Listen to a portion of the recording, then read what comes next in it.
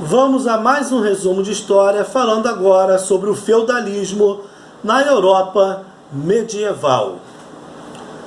A estrutura social, econômica, política e cultural que predominou na Europa ocidental durante a Idade Média foi o feudalismo.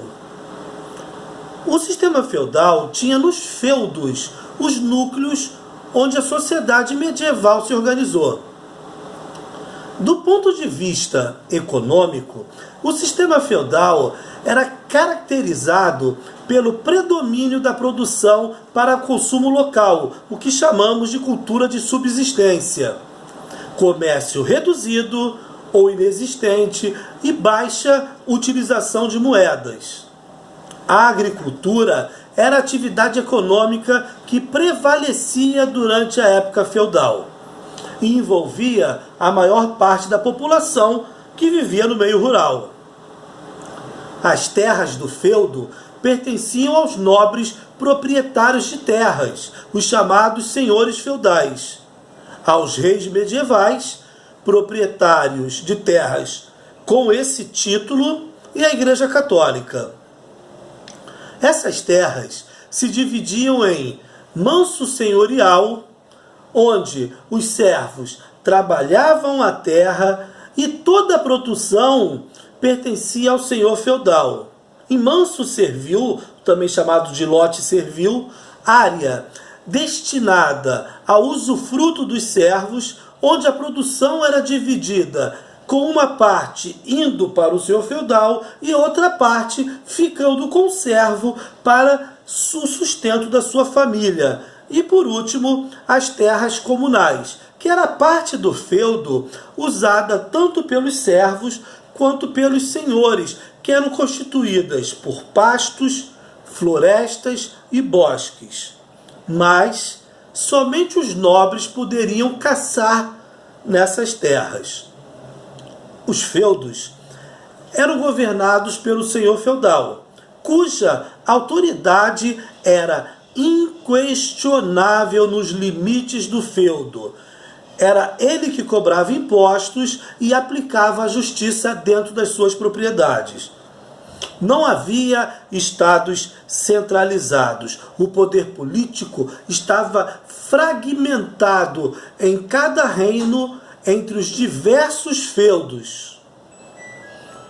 Os reis medievais tinham autoridade em suas propriedades e possuíam uma importância militar em todo o reino. Na sociedade feudal haviam dois grupos principais: os senhores e os servos.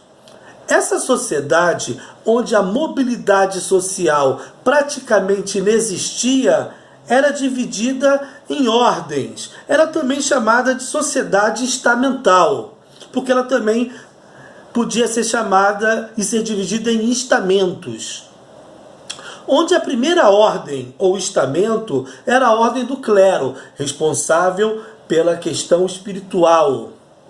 A segunda era dos nobres, proprietários das terras, ou os nobres guerreiros responsáveis pela sua proteção. E por último, a terceira ordem era a ordem dos servos e dos vilões, os homens livres, os aldeões. Os servos, em sua maioria, deviam várias obrigações aos senhores feudais.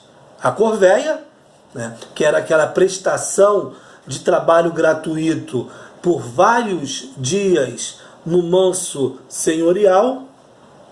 A talha, que era a entrega ao senhor daquela parte da produção produzida no lote servil. A banalidade, que era o pagamento ou em dias de trabalho ou com mais uma parte da produção pelo uso de equipamentos e instrumentos pertencentes ao feudo, ou seja, ao senhor feudal. A capitação, imposto pago sobre a quantidade de pessoas que viviam no lote servil, junto com o servo. Essas e outras formas de pagamento, como a do censo, que era pago pelo vilão, que era um homem livre, mas ele tinha que pagar impostos em cima da sua produção. A mão morta, que era pago pelos filhos do servo, quando ele vinha a falecer, para que esse filho tivesse o direito de continuar no lote servil. Então todos esses tributos, todos esses impostos, eles tinham uma função. Eles eram compulsórios e transferiam para o senhor feudal a maior parte da produção do feudo. A exploração do trabalho servil era legitimada pela Igreja Católica, que defendia que cada membro da sociedade tinha funções a cumprir em sua passagem pela terra. Os senhores feudais estabeleciam entre si relações de suzerania e vassalagem, onde criavam uma aliança baseada num sistema de obrigações e tradições, onde o menos poderoso jurava obediência e fidelidade ao senhor mais poderoso e em troca recebia proteção, bens ou terras. Mas quando esse senhor precisasse, em caso de guerra, por exemplo, de homens, esse vassalo era obrigado a ceder. O feudalismo produzia um sistema onde os feudos eram autônomos e autossuficientes. E isso, ao longo dos anos, contribuiu para acelerar o isolamento europeu.